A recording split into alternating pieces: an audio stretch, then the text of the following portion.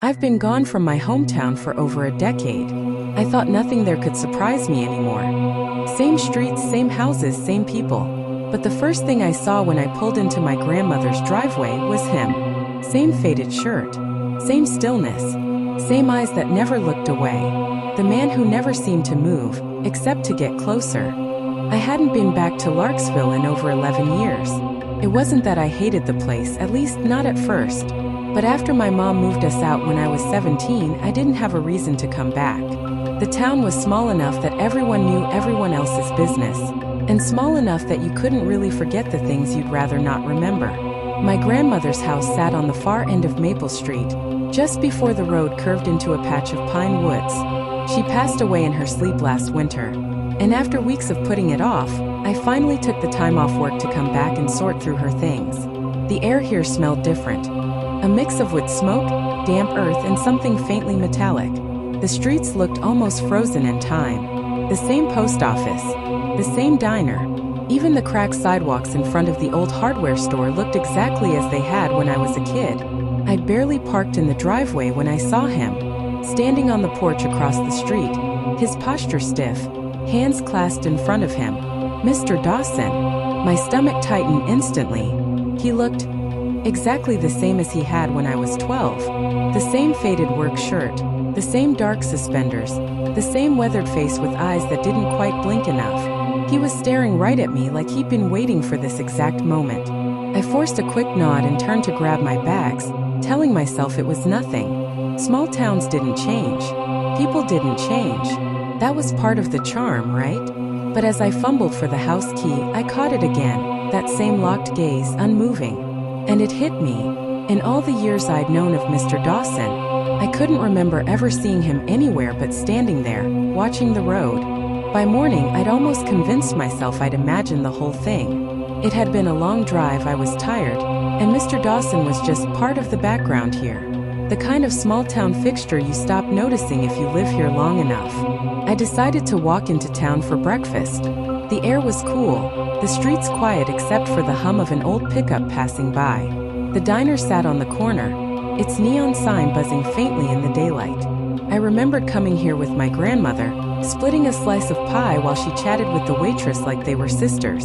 Inside, nothing had changed. The same red vinyl booths, the same chipped mugs, even the same bell above the door. I slid into a booth and ordered coffee and eggs. That's when I saw him. Through the big front window across the street, Mr. Dawson was standing on the sidewalk. Not walking, not talking to anyone, just standing there. His head tilted slightly, eyes locked right on me. I glanced around. The waitress poured coffee for a man at the counter. A couple of farmers sat talking in low voices by the window. Nobody seemed to notice him. Does Mr. Dawson still live on Maple Street? I asked the waitress when she came by. Her smile didn't falter, but her brow creased. Who? I hesitated. The man across the street. Faded work shirt. Suspenders. He. She glanced out the window, then back at me. There's no one out there, hon. I looked again. The sidewalk was empty. By the time I walked back to my grandmother's house, the sun was dipping low, casting long shadows across Maple Street. I kept telling myself I was being ridiculous. Maybe I just mixed up some old childhood memory with a stranger passing by. I spent the evening boxing up clothes, sorting papers, and fighting the strange quiet of the house. Without my grandmother's voice in it, the place felt hollow. Every creak of the floorboards made me stop and listen. Around 9 p.m., I stepped out to the front porch for some air. The street was still. Porch lights glowed faintly in the distance. And there he was. Not across the street this time. Not at a distance.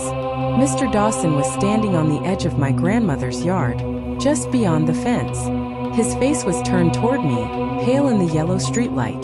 I froze. It wasn't just that he was closer, it was that he was exactly the same as before. Same shirt. Same suspenders. Same expression, like someone had pressed pause on him years ago and never hit play again. My hand tightened on the railing. Do you need something? I called out, my voice sharper than I meant. He didn't answer. I took a step toward the steps, my heart hammering, but a car turned onto the street, its headlights flooding the yard for a moment. And just like that, he was gone. No footsteps. No rustle in the grass. Just gone. That's when I remembered something from when I was a kid. Every time I saw Mr. Dawson, he was a little bit closer than the last time. I barely slept that night. Every time I closed my eyes, I saw him, still silent, closer. By morning, I'd convinced myself I needed proof. If he was real, if he'd been watching me, there had to be something that explained it. I started with the attic. My grandmother had always kept boxes up there that she said were just old junk, but I'd never been allowed to look through them. The wooden steps creaked under my weight as I pulled myself up into the dusty space. Light filtered through a single round window, turning the dust into a slow-moving fog. Most of the boxes were filled with the usual photo albums, holiday decorations, old quilts. But then I found one at the very back. It wasn't labeled, just taped shut with layers of yellowed masking tape. Inside were photographs, hundreds of them. The first few were of my grandmother in her 20s, then my mother as a little girl, and then me, playing in the yard, walking to school, sitting on the porch with a book. At first, I thought these were just old family pictures, until I noticed the angle. Every single one had been taken from a distance, from across the street, and in the corner of nearly all of them, blurred or in shadow, was Mr. Dawson. Some of the photos were dated on the back. The earliest one was from 1964, decades before I was born. Same man, same clothes, same face. My breath caught as I pulled the last photo from the box. It was from yesterday, me standing in the driveway, my suitcase in hand. And across the street, crystal clear this time, was Mr. Dawson. I took the photo to the diner that afternoon, determined to get answers. The waitress from yesterday gave me a polite smile as I slid into a booth, but her eyes flicked to the picture in my hand. "Hey," I started carefully. "Do you really not remember this guy? Mr. Dawson? He's been here forever." She glanced down, then back at me, her smile tightening. "Sorry, hon. I don't know him. It was too quick, too rehearsed." I left a tip I didn't mean to leave and walked down Main Street, asking around. At the gas station, the clerk frowned at the name. "Don't ring a bell." At the hardware store, an old man behind the counter gave me a blank look. By the third place I stopped showing the photo, the reaction was always the same. A pause, a flicker of discomfort, and then denial. Finally, I went to the county records office. The woman behind the desk looked up Mr. Dawson's address, the house across from my grandmother's. According to the records, it had been vacant for over 40 years. "That's not possible," I said, leaning over the counter. "Someone lives there. I've seen him." Her expression didn't change, but her hand hesitated over the file before she pushed it toward me. Inside was a single black and white photo of the property, dated 1979. Standing on the porch, just barely visible in the shadow, same clothes, same posture, was Mr. Dawson. I left the office with my pulse in my ears, feeling the weight of the photo in my bag. As I reached Maple Street, I looked up at his house. The porch was empty, but across the street, in my grandmother's yard, Mr. Dawson was standing at the fence. I didn't go inside right away. I just stood on the sidewalk, staring back at him across the narrow strip of yard. For the first time, the stillness wasn't comforting. It felt like a challenge, like he was daring me to look away first. I tightened my grip on the strap of my bag. "What do you want from me?" I said, my voice shaking. No answer. A cold wind moved through the trees, and that's when it happened. Slowly, so slowly I almost thought I was imagining it, he lifted one foot and stepped toward me. It was just one step, but it broke whatever unspoken rule had kept this distance between us. I backed up onto the porch, my eyes locked on him. My heart thudded so loud I could hear it in my ears. Another step. The crunch of gravel under his boot was the only sound in the street.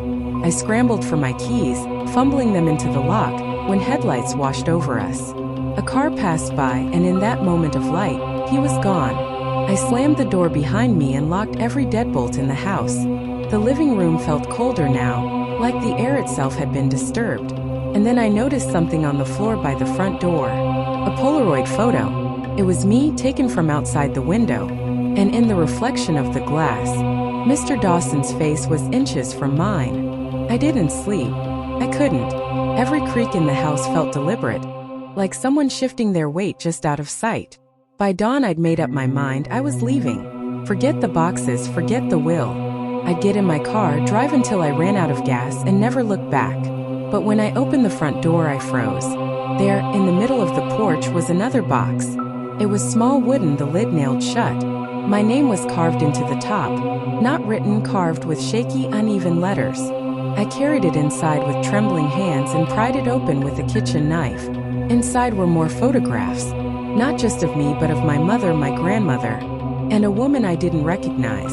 On the back of her photo, in faint pencil, was written, 1953, Evelyn, age 8.